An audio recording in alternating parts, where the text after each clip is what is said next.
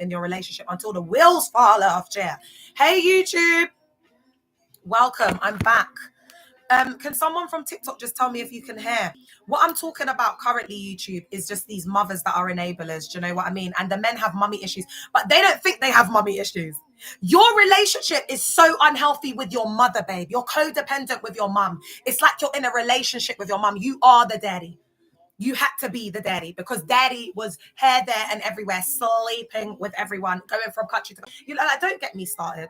A lot of African men are in survival mode, even if they've got money. This is why I'm not dating them at the moment, unfortunately. A lot of them are in survival mode. A lot of them have mother and daddy issues because the two stayed in the relationship. So what I'm finding is they're even more psychologically traumatized than guys from the streets that grew up with a loving mother, with a loving single mother. Because listen to me and listen to me well, yeah?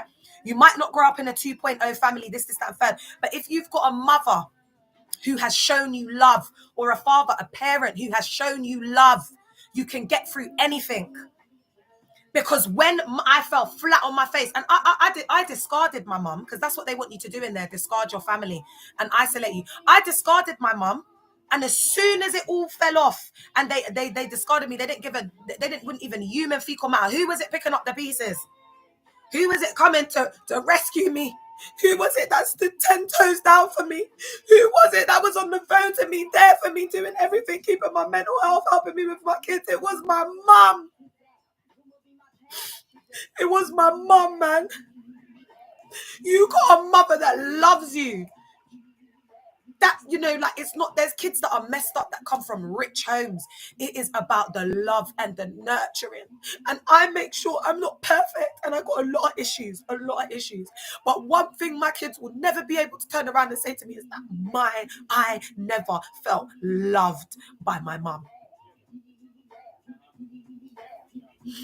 They're never going to be able to say that, because the love and the nurturing is so important.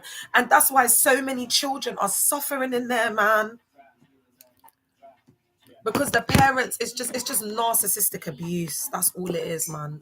My heart goes out to the kids.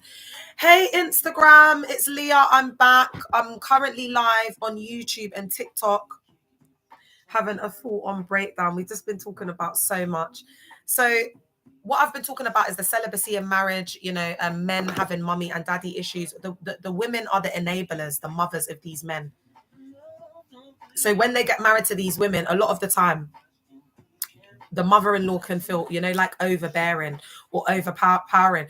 That's why in these church cults, like, they know how they are. Do you understand what I'm saying? So they will say to you, oh, don't get married if the mum doesn't like you. There's a lot of emphasis on this. So there's less of a spiritual. Because if you believe that this is someone that God sent you, then even if the family ain't it, can't you have faith, like your own decision to pray or do this, or sometimes it's not even about them. I don't even think why this is why marriage is an institution, man.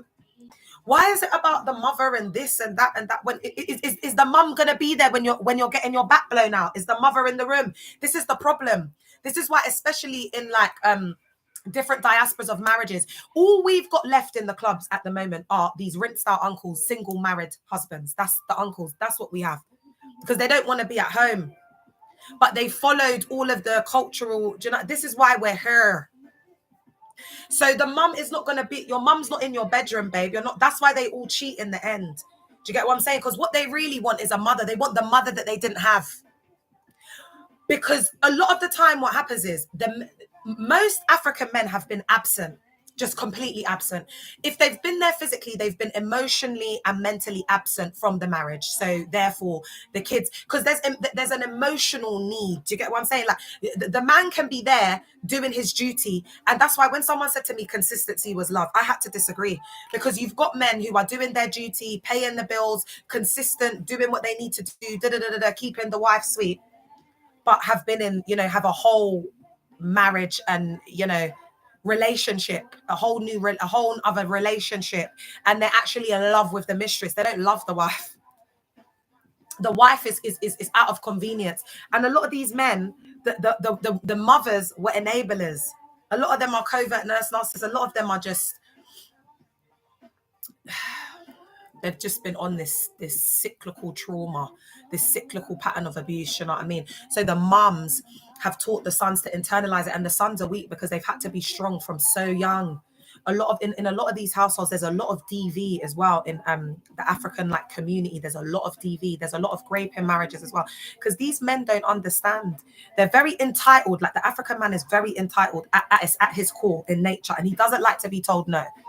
He doesn't like to be told no. He doesn't like it's, and I'm talking about men with money. I don't know how broke like African guys act, because my ex-husband's not the richest, but his family aren't broke, yeah. Do you know what I mean? So I don't have experience of that. I can only talk from those crazy rich Nigerian uncles. That's my type. That's what I've gone for historically. So unfortunately for me, I'm celibate now because my type needs to fix up, and I can't change my type overnight. Do you know what I mean? They're bloody gorgeous. Oh my God, African men, especially Nigerian men, they just look like they've been chiseled by the gods and just dropped off, you know, just dropped off onto earth. They are my weakness. And that's why for me to do what I'm doing, I can't be outside. I can't be outside because I'm not a HATER of men. I know men are my weakness. And so for that reason, and that's why if you HATE men, that's why Wiz Lizard is currently 4 months pregnant with a friggin', he's like you. My girl's impregnated for a psychopath after outside telling everyone what to do. That's why I don't tell people what to do. I share my experiences and I talk about the things I've been through. I laugh about it. I joke about it. If it resonates with people based off my truth and my experience, because I have to have lived it before I can speak on something. That's just how I am her. If you ask me for advice, I'm not going to come in and be chatting if I haven't been through what you've been through. If you then come and you ask me for advice based off what you're telling me, I'm going to give you what my thought is, but I'm not going to come in and impose my advice. And this is the problem with these church cults. They come in and they're dictators. No one asks you for your advice. Like this Abendigo guy, you know, that sound doctrinal guy. He's got a lot of followers. He's online. Da, da, da. I did a video and I mentioned him and Marcus Rogers because one of these guys are sound doctrinal. He calls himself something all things theology, I think, and he was cheating on the wife. Anyway, long story short, after him going and getting the wife to adopt a child, he then goes and leaves the wife for his mistress. Anyway, the long and short of it is I mentioned them other man there, like Abendigo and Marcus Rogers, because guess what, babe? No one is exempt from the judgment of God. Just because you lot think you're the judges and you're on there with your pompous, egotistical stuff, like, I don't care, they're all the same, yeah. He's come on my Instagram to be saying, oh, I'm not the same as him. I do these crusades. It's just all ego and pride. It's like, babe, like I deal with you, man, you type of, because I don't know how much money he's getting, but just that narcissist, egotistical, you know, misogynist, guys with money that feel they're entitled. I'm used to this. This is my life. Do you know what I'm saying? That's why I don't care. You know, when they're coming at me with all this narcissism and misogyny, like I've been dating rich guys, like majority of rich guys are narcissists. That's just what they are. And that's on period point blank. So I've got to settle for the ones that have, you know, narcissistic traits that I could, and they have like empathy. They've been raised well by a good loving mother. It's just the key is the loving mother. Hey, Salade, because then if they've got a loving mother, then they can be open to, you know, like healing and therapy and respecting and loving women. YouTube, can you hear me? Can you let me know, please? Can someone go on my YouTube to tell me if they can hear me? Give her half hour. She's gonna start what? Oh my gosh, you're done out, man. Just block you up, chair. Weirdos online. Outside is very scary. Ooh. See, that's why I'm celibate, girl. Watch out for those dark empaths. They're worse than a narcissist. And do you know what, babe? I'm not gonna lie to you. When I look at my shadow, you know, the shadow part of myself, I go into that dark empathy. So the reason why I didn't put my hands on that girl that was sleeping with the guy that I was seeing, because I'm not saying he's my ninja. The guy she was sleeping with, but she was supposed to be my girl. Sleeping in my bed, I'm looking after her kids. She's getting her back blown up by the guy. Anyway, why did I say all of that? I've even disassociated. Yeah. So I moved into my dark empath thing with that because it was like, if I deal with this the way I would have dealt with it when I was 18 or 19, I'm going jail. So I had to just completely disconnect it. I'm not going to get into the details of it. But that did take me into my dark empath role. And you know what, Witchby, if you can read in between the lines, because you might, he that has an ear, hear what the Spirit is saying. Hey, Hosanna. Do you know what I think is funny? Because you see, when I first started out, I was very like, cult psychology, you know, very, like coming from a very academic kind of like sharing reflective lens. And as I've healed more, it's kind of now like it's still the same, but I could talk more about my personal relationship with God, like and I'm a spiritual girly. Like they're gonna judge what I'm wearing, how I'm looking, but baby, I'm celibate. I've been celibate almost 2 years. If I want to wear this, I want to go out no one is touching. That's the difference. There's gal them that are covered in the church cult from head to foot to toe bottom to foot bottom, covered from head to foot bottom, and they're getting the back blown out before church. Guys, it's so deep that there'll be 2 high-ranking members on the DL blowing out each other's back. The pastors are sending them on errands together because all of a sudden the rules don't apply to them, where an extra person needs to be present so that they don't end up getting into the freaky. Now it's okay for them to be together and to be doing the errands and what they need to do for the pastor, because he needs to get his lunch at 12 p.m. He needs to get the car done. It's ridiculous. So this is how, do you see that based off their own ego, their own desires, because they're lovers of self. But ultimately, when we look at the cult characteristics, it is about the cult being Lord. And so they make the church cult synonymous with God. So it's like, this is the house of God. This is the church of God. No, babe, it's a religious organization, especially on Company's House. Especially when you look at the Caris paperwork, survivors in these Caris streets are saying that it's just lies. They don't spend none of that money on. My man tried to say he spent like, I think it's hundreds and thousands on outreach. I was like, it's just ridiculous. Like even the survivors were like, we have to buy our own jumpers to go on the outreach. Share the amount of money that these pastors are making. Yeah. They could be giving back to communities, giving back to society, giving back to members, setting up grants and funds. There are charitable organizations that are doing more for society, are doing more for the community, are doing more for people than these people claiming to be Christians. And that's why in 2025, we're waking up. Because now I don't care what religion you are, what you believe in, if you believe, if you don't believe. I don't care. Number one, it's not my BI. Number two, I'm just going to listen to you. That's why judgment, God sees the heart, man judges the outward. Listen, when they're at uni, they're not thinking, oh my gosh, is my professor LGBTQ+? Oh my gosh, is my professor a Christian? They're not. This is why they're hypocrites, because they're not thinking about that when they're getting their medical degree to get the qualification to go and be giving the pastor all their money. They're not questioning that. Do you know what I'm saying? So this is why it's just turned into ludicrousy. It's like it's preposterous. Do you understand what I'm saying? Like the things that come out of their mouth, it's preposterous. Like, do you know what you're saying, my love? Do you understand what you're saying? Because this is just sounding like full-on indoctrination. And then when you question them and they can't give you the answers, oh, God's ways are higher than our ways. His thoughts higher than our thoughts. That's a good question. We will leave the Lord to reveal it to you. It's just it's all smoke and mirrors. Can you repin the thing, please? The comment.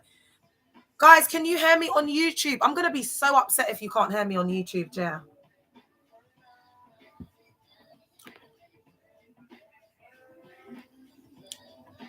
Just a question. Would you visit any other church?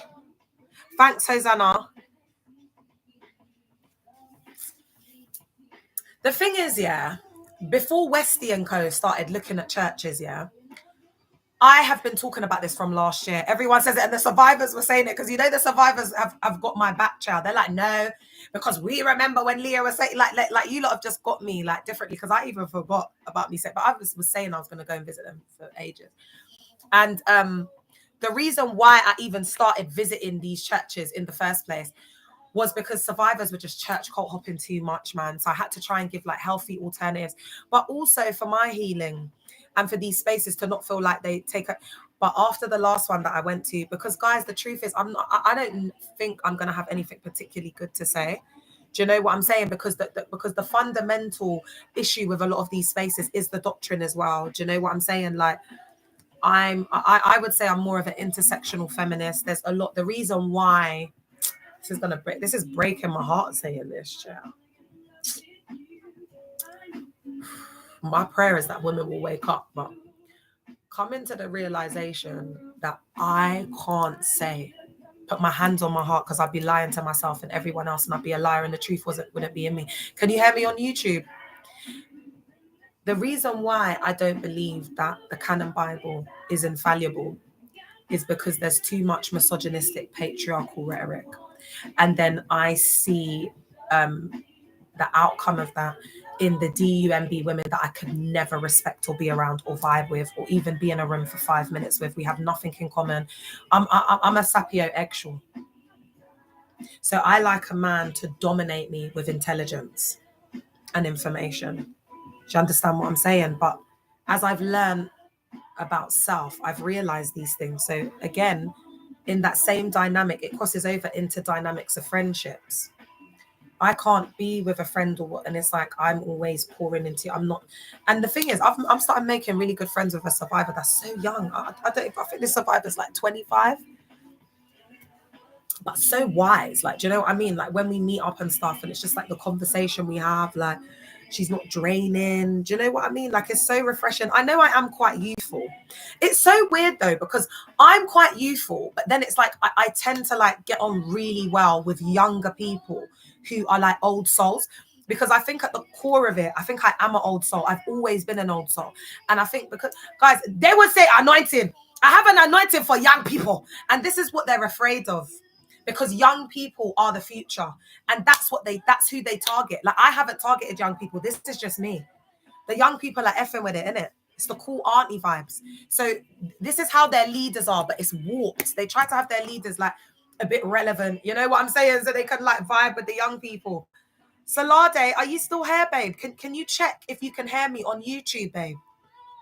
Is there anyone on TikTok that can check on YouTube? So the mothers are enablers, man. A lot of these men have had to be, you know, freaking like the husband, the father, and because these women have just lived really sad lives, whether these husbands, they just come in, just use an ABUSE them. The sons have grown up seeing this. And so they want a lave. They're looking for that mother, the same mothering that their mother gave them in a wife. Because the dynamic of the relationship, that it goes into like a warped element, because the mum is not getting those emotional needs, that her psychological needs met from the husband. Do you understand what I'm saying? So she gets that love,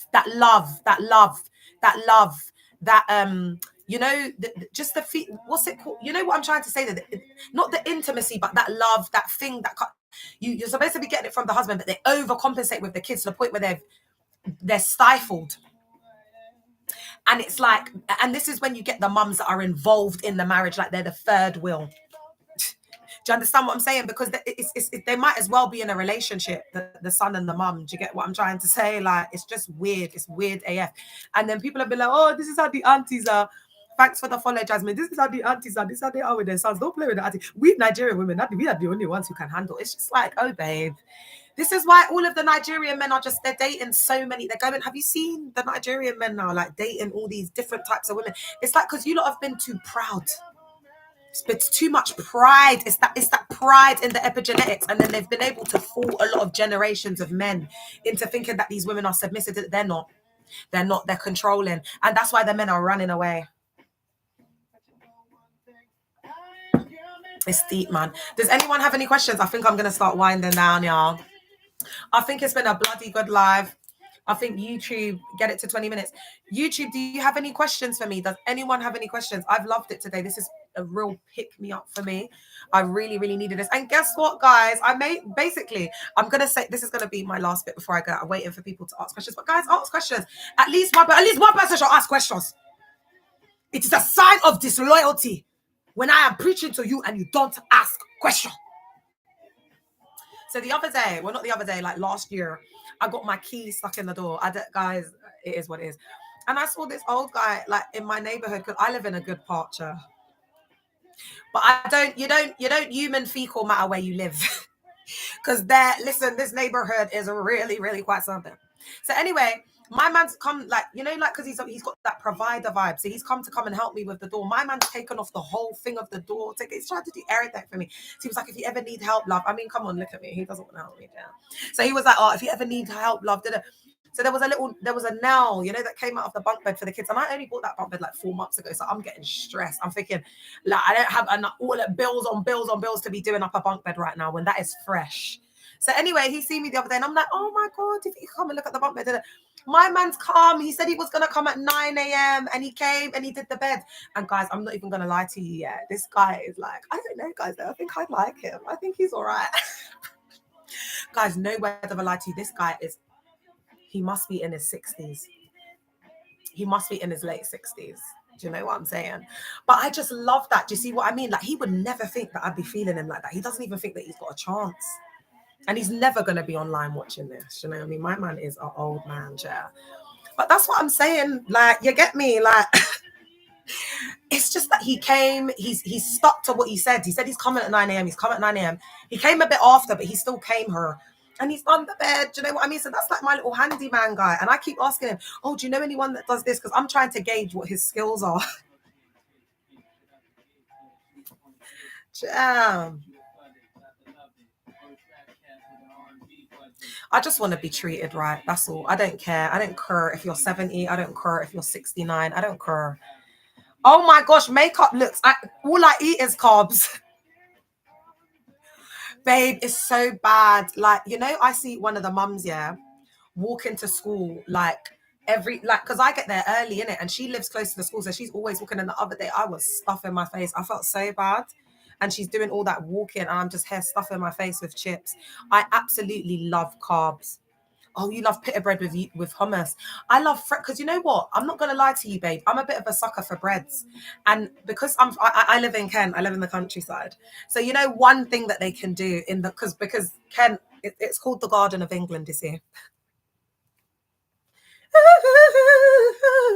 So they got some exquisite bakeries. One thing they can do is bake a cake and bake a piece of bread, yeah. So I get all of that very fresh, the artisan bakeries. Like, oh, it's absolutely lovely. So I like French breads. I like malted loaves as well. And here they do like different like flavors and types of bread as well, depending on the week. So I get all different types of flavors of bread. It's really, really lovely. So oh, do you live in Kent? OMG, girl. It's the best down here, isn't it? Are you having a lot? I don't need to go nowhere. Do you know what I mean? That's why I haven't moved back to London. I'm so far from all my family, but I'm like, baby, this is where the real ballers are at. Do you know what I mean? It's in Kent, baby. This is where all the ballers are at. It's just like, it's just me and it's who I am. That's why I'm her. And I didn't even try. Woo! Rochester's nice. Babe, do you want to meet up for a cuppa one day? Because I go to Rochester, Girl, I be going Rochester, girl. Like where the cobbled streets are, because I like thrifting.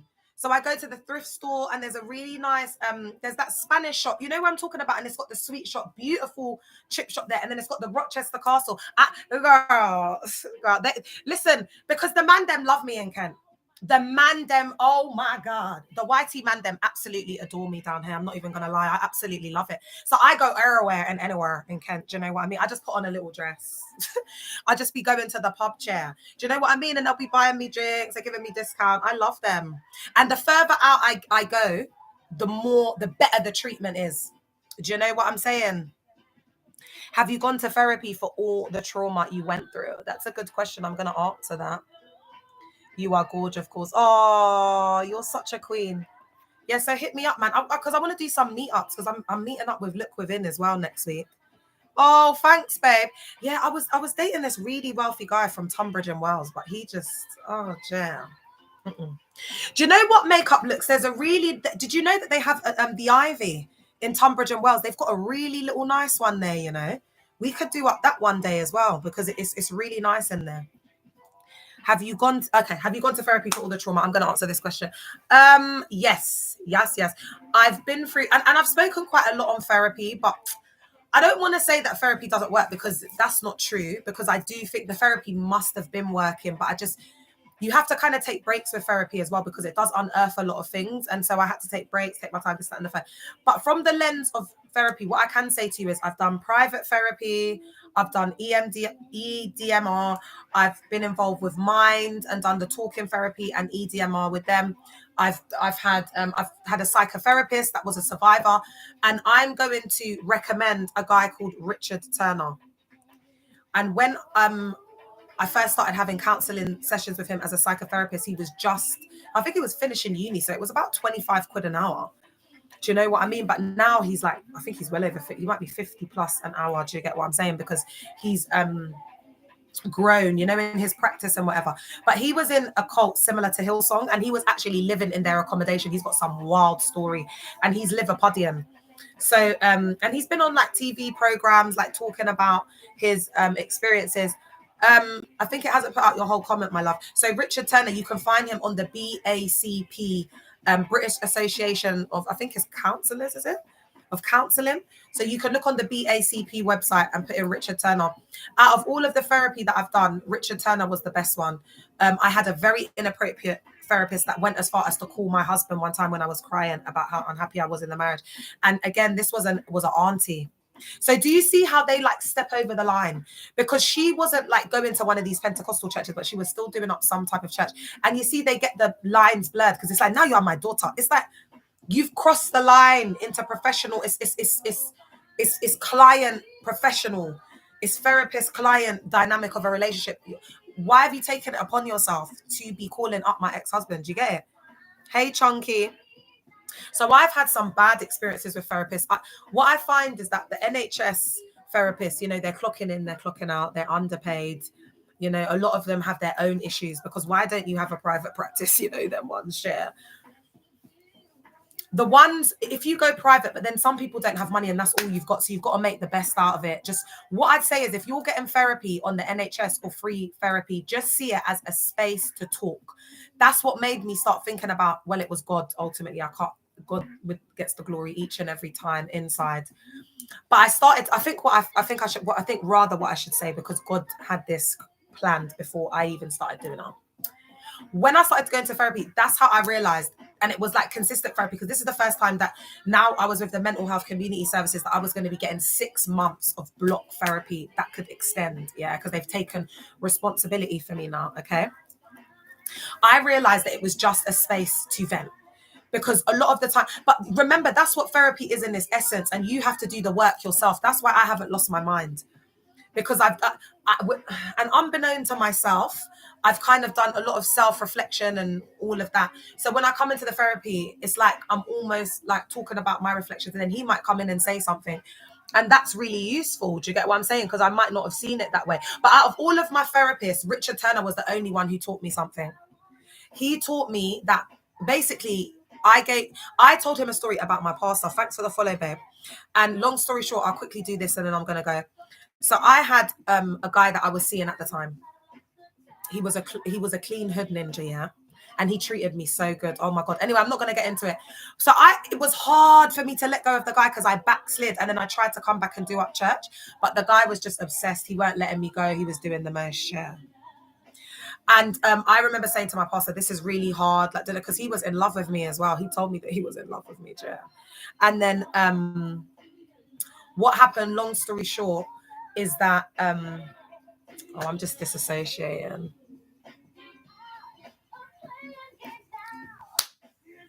What was I talking about, guys? Can someone remind me? Why was I talking about my ex? I just completely disassociated. This is what it looks like to have a trauma survivor. Why are you requesting? What's the reason? I'm not going to take any live guests. Oh, yeah. Thanks, babe. So, anyway, long story short, when I came back here, my pastor, my spiritual father, was like to me, like, basically, I need to, like, sometimes you have to tell a lie to save yourself. So he was telling me to tell him that I was in Birmingham at the moment, I was this, I was that, just to get him away. The guy would not go. So my pastor took my phone. He confiscated my phone for a little bit so that I couldn't have access to the guy, because it was like, at this time, extreme times call for extreme measures. So I'm just sitting there casually talking to Richard Turner, yeah. I'm just casually chatting, like, and he's like, Leah, I need to unpack with you and understand why you think that this behavior with your pastor is normal. That man checked me, I sat there with my mouth like this. I was like, What do you mean, sir? You know what I'm saying? Like, what are you talking about? He said that's coercive control.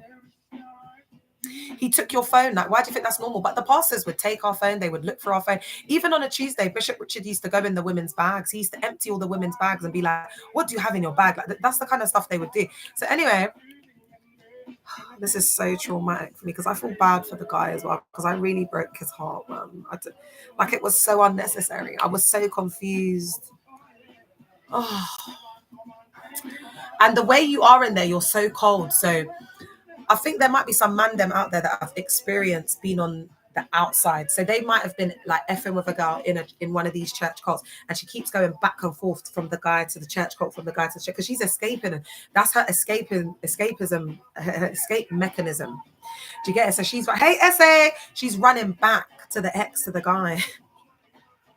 And they're really abusive because they're cold. They're as cold as ice. They could go from being loved up with this man for a good 6 months to 8 months. And then all of a sudden, you know, they're getting the conviction, the condemnation of the Lord. So they're running back to the church now. They've just left that man completely brokenhearted. Because remember, your standards are lowered as well. So the pen gal them can end up getting with a guy that's punching well above his weight because she's traumatized. Do you know what I mean? Like the church cult. You get it? And that guy's just there at the right place at the right time. These church gal are vulnerable, man. And then they want to come. You gal them want to come and have chat for a boss like me outside. Listen, if you lot were in the world, you'd be loving this. Don't even try it, man. The only reason why you're not putting respect on my name is because your pastor's wife is like this. This is your pastor's wife, okay? This is why you hate me. Because your pastor's wife, this is what she is doing, okay? Your pastor's wife, this is her on a Sunday for Mother's Day, and then she's coming and say the strange women are taking all of the men. The strange women are taking the husbands and they are going, and this is what is happening, and we need to stop it. You need to pray fervently and fasting so that you can have a husband that neglects you. Like, I even look too good, chair, even with the wig being a mess, chair. That's why this is how I should be sitting. This is what most of your pastors' wives, this is what they're doing up, chair. This is what they literally look like. They've rolled out of bed in the morning and come to church, and they're always rushing. Yes, sister.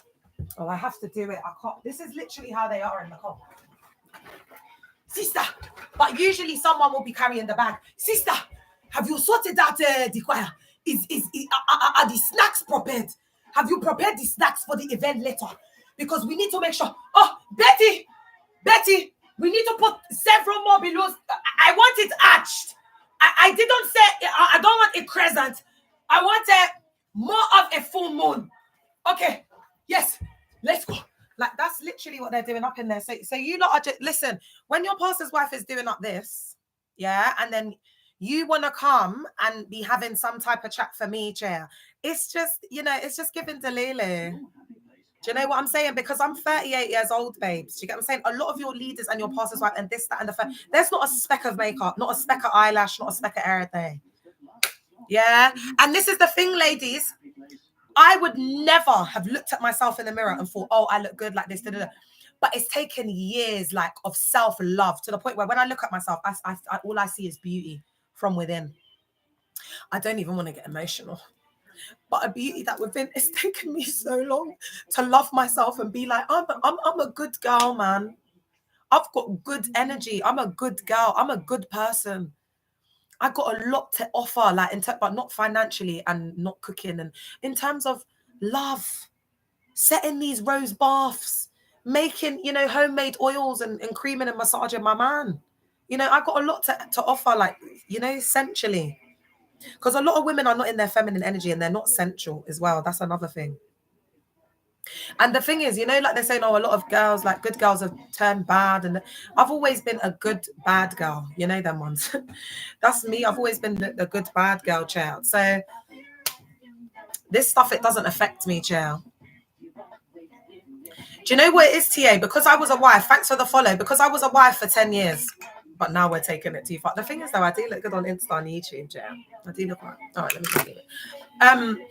The thing about the cooking is, I come from a lineage of very good cooks. So my like the lineage of women in my family are not like known 304s. Do you understand what I'm saying? Like My grandmother used to, her food was so nice that all the man them when she used to cook, because my nan originally came from a place called Power Square in Ladbroke Grove.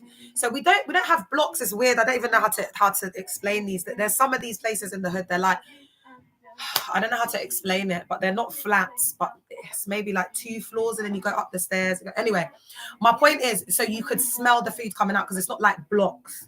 So when my nan would be cooking and whatever, the man then would come, they would eat, my nan would feed, the community. That's what she was known for. So I've got a gift with me with this guy's saying music. Oh hi, I've got a gift to cook. But when I was in the marriage, because they make everything like you got to be a slave and you got to cook, and I didn't enjoy it. Do you know what I mean? It was a duty.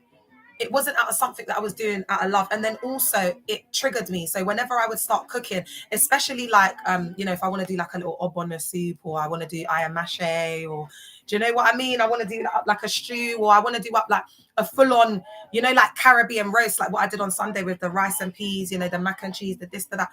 It starts to trigger me because it takes me back to the days in my kitchen. You get me? Oh, you like West? It took me back to the time in the kitchen and just that time. And it was traumatizing. I actually had PTSD from cooking. But as I'm healing, I don't even want to get... Sorry. But the things that they rob you from, like I come from a lineage of really good cooks. Like my nan's gone now. But one of the things that I just lives on with me that I love is I always will remember my nan's cooking. And my nan's cooking, it lives on in my mum because the recipes have been passed on to my mum. And everyone will be like, this cooking is so beautiful. And that's my nan. That's Nanny Yolanda. And that gets passed on to me. And I pass it to my kids. I have so many memories of waking up and smelling my nan's baking, my nan's baking a cake and banana fritters. The way my nan would cook. Just like even now as I'm talking about it, I can smell her food, I can smell it. And she's not here with me anymore. And I love my nan. I love my nan so much. She was my world. My mom had me young. My nan was my world. My mom had me at 19. And my point is, since I've been like cooking the meals more and I've been healing, like I cooked the rice and peas, I did jerk pork belly for the kids. I used to bake cakes all the time. My kids were like, Mommy, this is so yummy. I've been giving them such good food.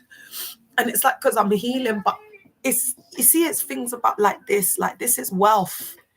This is wealth in my ancestral lineage. This is wealth, man. The wealth and the knowledge to be able to be a good cook, to be able to make nothing into something, to be able to make delicious food. Like, I don't even know what it feels like. Like, I can't relate to cook bland food. Like, my food to not bang and taste like a Michelin star. Like, I don't know what that life is like because I come from that lineage of women. That's a gift. And, when I think about us being women, how we would bond, especially Black women in the community, we bond over cooking food. It's a big part of our culture collectively. The Black Afro hair, spending that time with your kid, they would have stolen all of this from me. The ability for my children to be able to taste my food and say, oh my God, that's my mommy's cooking. No one cooks like my mommy. And to pass that down, to pass that legacy down to my kids, because they've got us thinking materialistic. We're socially conditioned to think about money. Everything's about money. Everything's about money. You're not buried with your money, B. It's the legacy. It's the things you do in this life that live on. It's nothing to do with all these kingdoms that they've created in these mega churches and everything. They're going to fall. Pride comes before a great fall. That's why they're all falling. It's this fall from grace. They will reap what they sow. What were the pastors' views on neurodivergent? I've seen some of them saying they are. Babe, any neurodivergence, mental health, whatever, they see it as a demon. All right, that's it. It's mental health, and they need to cast. That's where the deliverance comes from. And you remember, that's their bread and butter, claiming to heal LGBTQ plus mental health through this deliverance, and then they can manipulate people to give money for these so-called deliverances. I had an alleged survivor from NGRM that suffered from mental health. She got raped, not in the cult, outside, and had a court case going on. She won the court case, but they thought it was appropriate to hook her up with a guy when she had been in the church cult for 2 months. And so when she starts sleeping with him, how is it different from her sleeping with a guy outside of the church? Do you see what I mean? Because the pastor's getting the money. She's going through mental health now. Her mental health's exasperated. She's hearing voices. Prophet Anya come, prophetess. Cece will come and do home deliverances. I need you to sell £400 to make sure that the blessing is sealed. You get me, babe? Is that exhaustive enough for you? Let me know if you'd like me to expand on that area further. I'd be more than pleased and happy to do so. That's why I'm a deep thinker. I'm an empath and I'm a reflector. Yeah, I think about things deeply, child. So it's not, the level of depth that I think about the things that they've taken away from me, and as I'm healing.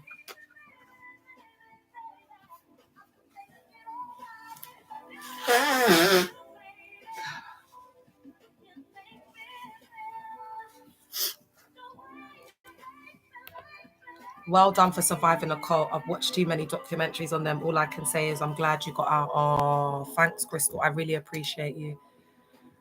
I didn't even realize it was so common because they hide in plain sight. You see, they're disguised as other things. Do you know what I mean? Self-help groups, spiritual groups, and they're really spiritual covens. And the spiritual leader, aka guru, is a warlock and using sex magic to keep all the women trapped and like sex slaves in the cult. It's deep. I'm sure once you heal and find the right man, you will want to cook again. Oh, thanks, babe. Do you know what though? I've healed through my kids, like cooking for my kids. Like I've healed because, like, as I said, I want that tradition to be kept in the family. Do you understand what I'm saying? And that's the thing. Like, I'm not a pick me, and I won't be because I'm not going to enjoy cooking. I don't mind cooking if he has a cleaner that comes in afterwards when I finish or whatever and helps me to cook and clean. And I don't have a problem like almost having like like a cleaner that comes in because I can compromise because I actually enjoy cooking. I don't like the cleaning up. So for example, if you had a cleaner maybe coming 2-3 days a week, cleaners are cheap, like 25-30 quid an hour. Do you know what I mean? A couple of hours to do up that. Do you know what I mean? To clean up after me as I cook and stuff and do, oh God, I wouldn't mind cooking, chair. And then I just do it the days that the cleaner comes. So we can have takeaways and eat out the other day and I'll cook. Because I enjoy my cooking. I love the way I cook. So I do, for that reason, I would want to cook. So whoever's with me, you're going to get delicious meals. I cook everything, and my sisters, what I've seen is that as the generations are going, it gets better and better, not because we're better than our mothers that came before us or our cooking's better. It's because of over the years. Do you get it? Because my nan had recipes, then my mum took those recipes and she added her bit and then me. You see, like how I've been married almost for 10 years, there was things I learned from my mother-in-law, like how to cook a very nice jollof rice. Do you know what I mean? So it's like I've brought in some of the African, like the eclectic mixes of African cooking, and I'm gonna do up some cooking as I'm healing because I am a chef. I love to cook. And I've mixed it up. So do you see the next generation? Then my kids are half Nigerian and then they're half Caribbean. So when do you know what I mean? They're going to put their teacher. Oh, it's a beautiful thing. The cooking. That's why I don't understand it when a woman cooks and it's like bland and they think their food's nice. I always think to myself, ooh, ish, yeah. Because there are some women, they just haven't come from a lineage of good cooks. Because a woman can still cook nice, but it's like, it's not like, it's when it hits. It's like, it's like grandma's cooking. It's like the grandmother's cooking. You get the stew, the right thickness. You get me? Like there's just a certain way that a seasoned woman can cook. Do you understand what I'm saying? So, I don't recommend churches, Chioma. Unfortunately, you're gonna have to go on one of these wacky false prophetesses live to ask them. Do you know what I mean? And also, you'd have to give me an offering. Them ones. This is how I'm gonna start answering these people now. Give me an offering first, my love. Once I get the offering, once I get that dropped in the you-know-what, then I will tell you, because I'm fine with recommending churches after I've got paid. Do you know what I mean? Because they're all getting paid in there. So if I'm going to be doing up recommending churches and this, that, and the third, then that's why I don't give any recommendations to the church. I'm not bothered. I'm not interested in giving up let someone else come in and do up that. I'm not interested in that. Do you know what I'm saying? Like, because they've taken enough of my life and enough of I just want our collective. I just want us to be lit, like have our CIC, like have our events, like get some compensation, man, like get some justice. Like it's all about us, That's why I get that people have these but if you're still focused on everyone in there, you got a savior complex, especially them church cult hoppers, man. They can't sit on their back, they can't deal with themselves. They have to be they're just in these hyper religious spaces, chair. Do you know what I mean? Hands in the car. I just don't have time for that. Do you want to focus on everyone else but yourself because you don't want to look in the mirror. That's why. So you still got that savior complex. You know what I mean? Like, I'm not trying to save anyone. They're indoctrinated. It doesn't matter what you say. They're using the scriptures to twist and manipulate the scriptures to get people to do what they want. Their mind is seared. It has to be the Holy Spirit. It has to be God. These people are still thinking that they're God. They got the God and the savior complex, chair, because that's all they teach in these church cults. It doesn't matter.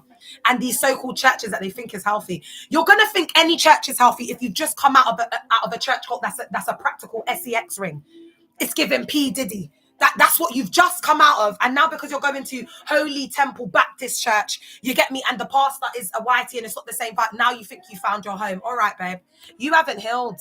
So your church cult hopping, guys, I'm going to go because it's heating up on TikTok. I'm going to be on YouTube for another 5 minutes. So if you want to come over there, Leah Lauder 77, I'll be back on later, guys. I love you. I'm going to see you later because I might have got a tutorial.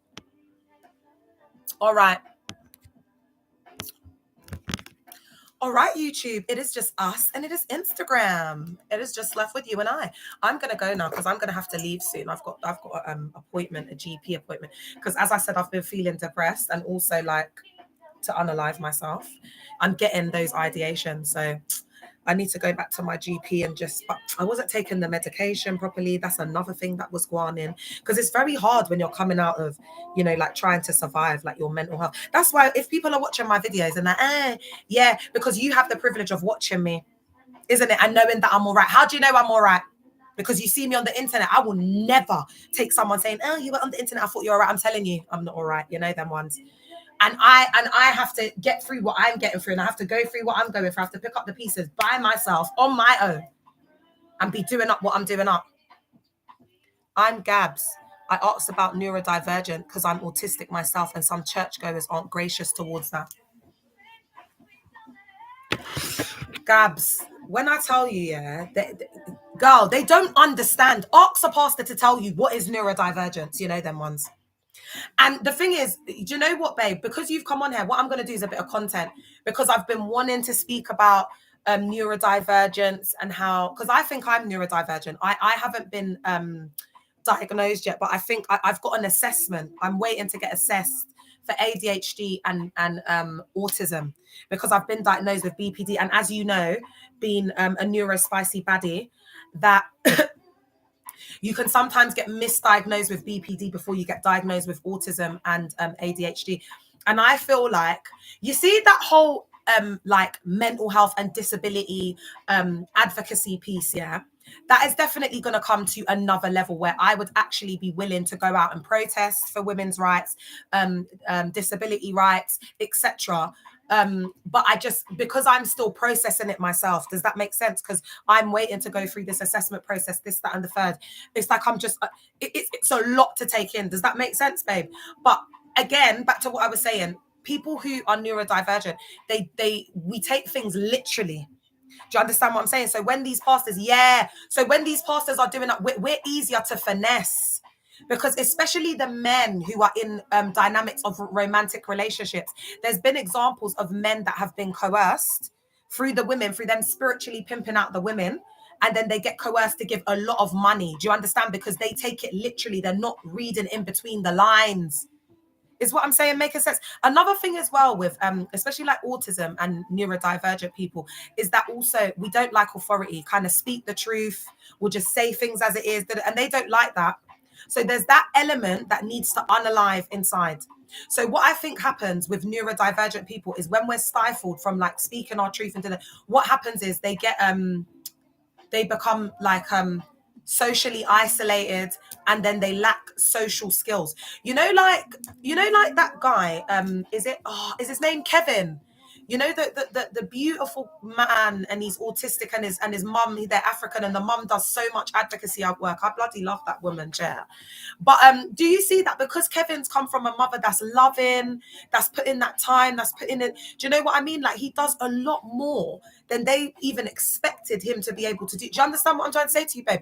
So when a child is like completely neglected and they can't be authentic and true, because it's very important for us as neurodivergents to be authentic to ourselves. When we are stripped of that, that can exasperate mental health. And that's why a lot of the time, like our mental health can get misdiagnosed. Do you understand? Like we can get diagnosed with mental health when it's neurodivergent.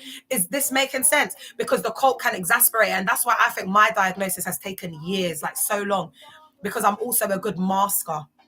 Neurodivergent people are very good maskers, and the thing is, we have like hyper fixations, favorite people, and the thing is why neurodivergents do really well. I don't want to say really well, but they get exploited in these mega church spaces is because they become fixated on stuff. So, for example, the soul winning, and we like routines and structures as well. When we don't have that, and we can't be in chaos and everything, there's no we thrive off routines. So these environments have it's like you're on this conveyor belt. Do you know what I mean? You know, Monday is prayer refill. You know, Tuesday is midweek service. You know, Wednesday is cell group. You know, Friday is this. You know, Saturday is rehearsal. So we've got our whole mapping that helps us, or at least we think it helps us. So neurodivergent people, yeah, and vulnerable adults, we are the bread and butter of these church cult spaces, because a lot of the time, and dependent on the spectrum, like, you know, from mild, moderate, severe, when it's more on the severe end of the spectrum, where it's we have a visible neurodivergent diagnosis or mental health diagnosis or whatever, they will use so much emotional manipulation and love bombing when they see you. Do you get what I'm saying? To get you to come in, because they know that they can manipulate you. A lot of the time people are socially excluded in these settings as well. So it's a chance to feel part of a community, because we don't always get cues. Do you know what I'm saying? And things like that. And we'll just say things, blurt things out, and then someone will be pissed off with us because we've told the truth. And we're like, why are they upset? Because that is the truth. But it's because we're just, look, the realest people are neurodivergent, innit? So if you get someone who's neurodivergent and from the hood, child, hold on to that person for their life, because you're never going to meet a realer person in the cut. Picturesque. What I'm going to say is, when I come on later, if you're here, let's talk about this more, because it's been a really interesting conversation, and I don't know what it is about you, but you kind of help me to get into this bubbling zone. I don't know, there's an energy that you carry. So if you can come back on, no pressure, because it's not about pressure, but it is pressure. I'm gonna go now. Instagram, I love you. I'll be back on later.